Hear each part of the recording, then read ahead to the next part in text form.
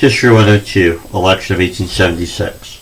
Before we dive into the details of the election of 1876, I'd like to review some of the other interesting elections from the 19th century.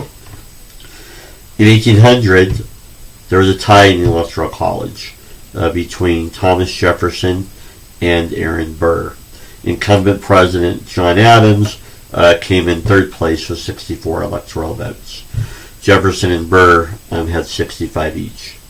The constitutional process stipulates that if no one wins the majority of the Electoral College, the House gets to decide who the president is.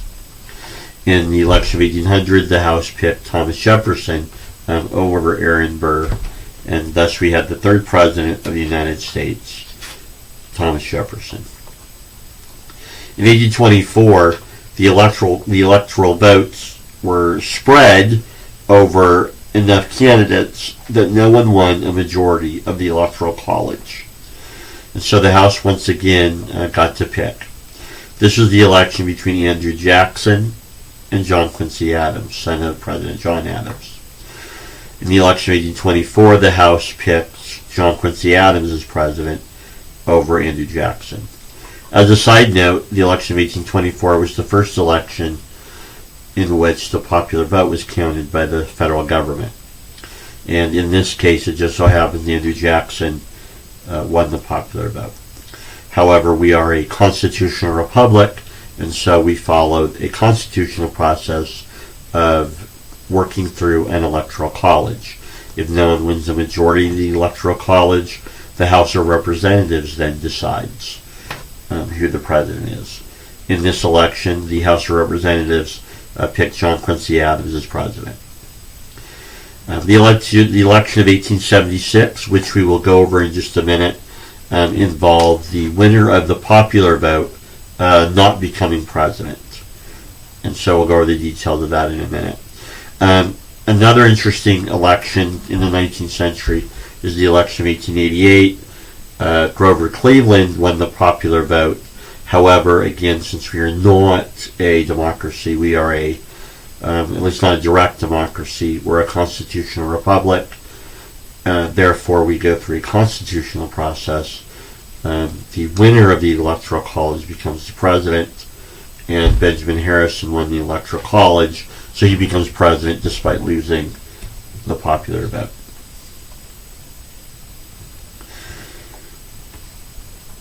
To review from class what things were like, what was going on in 1876, to give us background on the election of 1876. Remember, we're a little over a decade after the Civil War. Reconstruction has been going on. Remember, we talked about the political battle between congressional and presidential Reconstruction, and Congress won big, right? Congressional Reconstruction's going full blast, full speed ahead. Right? A process is being set up, or has been set up, by which states can rejoin the Union. The president for the last 8 years has been Republican Ulysses S. Grant. Grant won the election of 1868 and the election of 1872. In the 19th century, you could run and win. You could serve more than 2 terms, but generally presidents took George Washington's example and stepped down after 2 terms. And so Ulysses S. Grant chooses to honor the legacy established by George Washington and steps down after 2 terms. And so the Republicans and the Democrats are both wanting to nominate somebody to take, for a first term, to take the place of President Grant. The number one issue on voters' minds in 1876 was civil service reform. Civil service reform. What is civil service reform? It's an attempt to have government be more above the board, less corrupt, more based on merit, and not patronage. In general, before this era, you got a government job. It was the president's, all the government jobs, it was the president's quote unquote right, not really right, but president's, prerogative or privilege or right, whatever, to distribute government jobs, and he usually did it based on who his friends were, who he liked, who had supported the campaign enough. And so, for a lot of Americans by 1876, this led to inefficient government. It led to corrupt government. It led to bad, negative things for Americans economically and socially. And so, civil service reform is such a major topic that both Republicans and Democrats dive in, fully support it, and both work really hard to nominate. They're looking for, and they want to nominate a candidate that is pure and holy.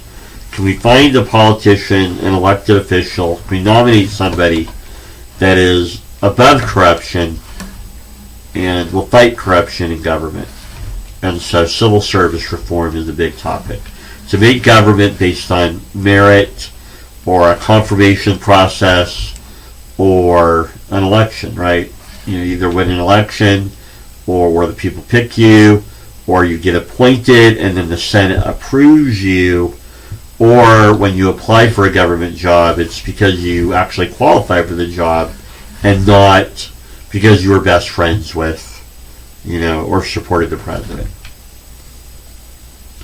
Lo and behold, both political parties find their pure and holy candidate. Republicans nominate Rutherford B. Hayes. Who is Rutherford B. Hayes? Rutherford B. Hayes, at the time in 1876, was governor of Ohio. He had previously been mayor of Cincinnati. Governor Hayes' claim to fame: fighting corruption in public office. Cincinnati, the state of Ohio. He becomes known as that. That's his bread and butter. He's famous for that. So not only is Rutherford B. Hayes, Governor Hayes, not corrupt, he fights corruption. Rutherford B. Hayes, to take his candidacy one step into the stratosphere, he's a war hero.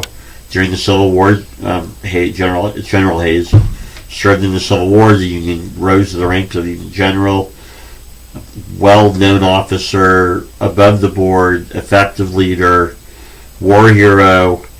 Republicans are ecstatic. We have a war hero. He won the war. We can say he saved the Union, won the war. He's above corruption. He's anti-corruption. He fights corruption in government. So Republicans find their perfect candidate, Samuel J. Tilden. So Democrats have a tall order. Rutherford B. Hayes looks really good. The Democrats search and search and search and search and search, and they finally come up with it. I give you Samuel J. Tilden. The Democrat Party nominates Samuel J. Tilden, governor of New York. Right. Samuel J. Tilden, governor of New York. He made his name as a lawyer fighting corruption, not only in New York City politics, but in the state house, Albany.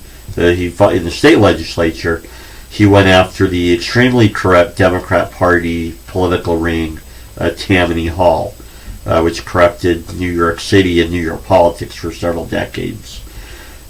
Democrat Party, Tammany Hall, needed to be brought down. It's extremely corrupt. Tilden became known as the fighter who brought down Tammany Hall. He's going to go after him, and fought him and won. Amazing. Okay. So you have Tilden,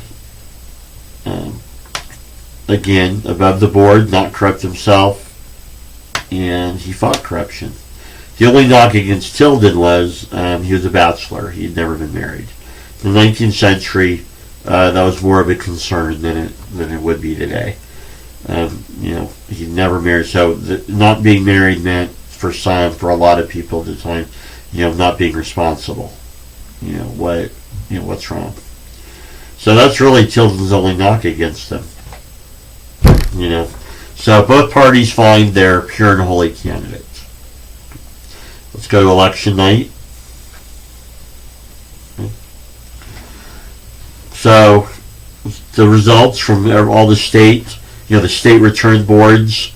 You have the voting precinct. They count the votes. They send it to the state Secretary of State's office. Secretary of State, counts it, gets it all together, and then telegraphs the results to the federal government office, to newspapers, to the Democrat Party and Republican Party headquarters.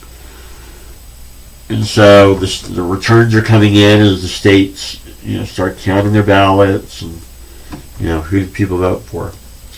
Early in the evening on election night, Louisiana, Florida, and South Carolina send in returns for Tilden. Right. Why that is odd, why that's of note, Louisiana, Florida, and South Carolina, a decade after the Civil War, are still under the control of the Union Army and their Republican-controlled Reconstruction government. Okay. The other 8 former Confederate states have all rejoined the Union. The Union Army has left, and Democrats have returned to power in those states. Louisiana, Florida, and South Carolina are the only states where they're still under Reconstruction. Republican-controlled Reconstruction governments. The Union Army's still there. And so early in the evening, the Secretary of State's office of these 3 states sends in returns, so giving the state to Tilden. Rutherford B. Hayes goes to bed thinking he's lost.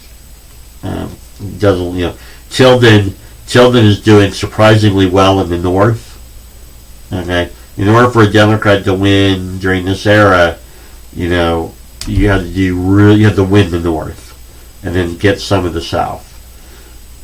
Tilden is doing way better than expected in the northern states. And that's why Louisiana, Florida, and South Carolina are so critical. Hayes goes to bed thinking he's lost. Later in the evening, late night, early next morning, the Louisiana, Florida, and South Carolina Secretary of State's offices send in to the federal government or telegraph another set of election returns, giving those states to Hayes. Whoops. So who wins? It's not clear. Not clear who wins. There's 20 disputed electoral votes. Louisiana, Florida, and South Carolina have 2 sets of returns. One gives them those states to Tilden. One says Hayes gets them. By the way, outside of those 20 disputed electoral votes, Samuel J. Tilden only needs 1 to become president. Just 1 electoral vote, and he will win a majority of the Electoral College. Rutherford B. Hayes needs to win all 20 electoral votes to win a majority. So remember, to be president, you've got to win a majority of the Electoral College. Okay? We don't care about the popular vote. We're a constitutional republic. And so Tilden just needs 1 electoral vote, 1 elector to pick him. Hayes needs all 20 electoral votes to win. So Tilden's real close to winning.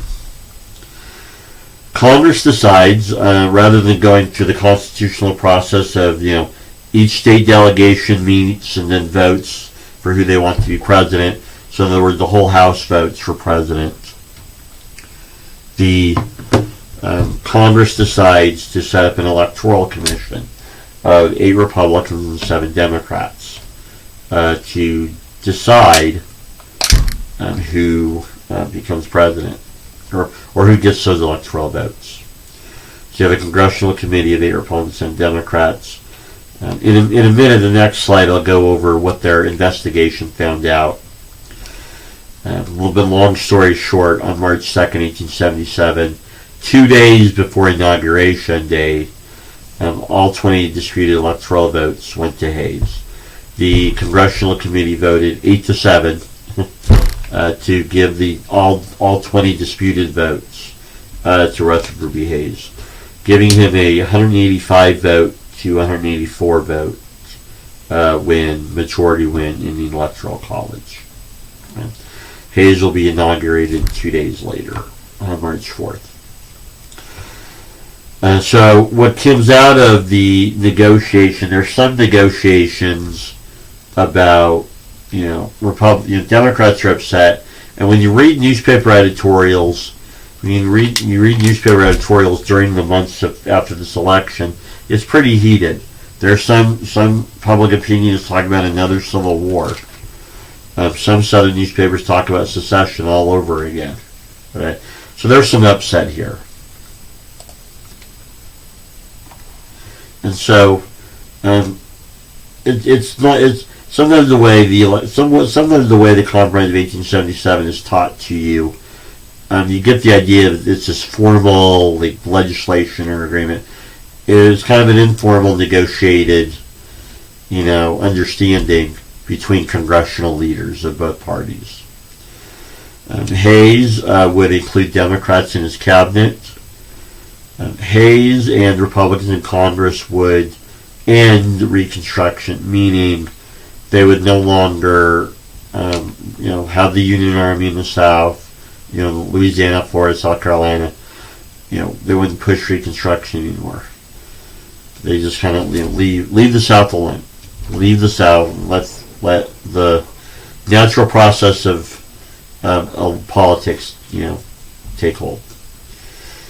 Democrat political leaders in Congress agreed to, stop crying about losing the election in 1876. And so the Congress of 1877, for historians, is generally considered the end of Reconstruction. It's a political compromise, So Hayes is going to win the disputed election, and so Hayes and Republicans in Congress will, end the party's push, end Congress's push for Reconstruction.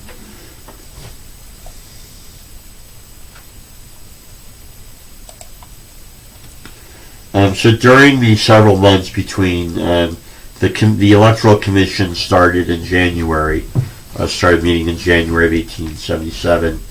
So the 2 months of them investigating the election of 1876 to determine who should get the votes, the disputed electoral votes.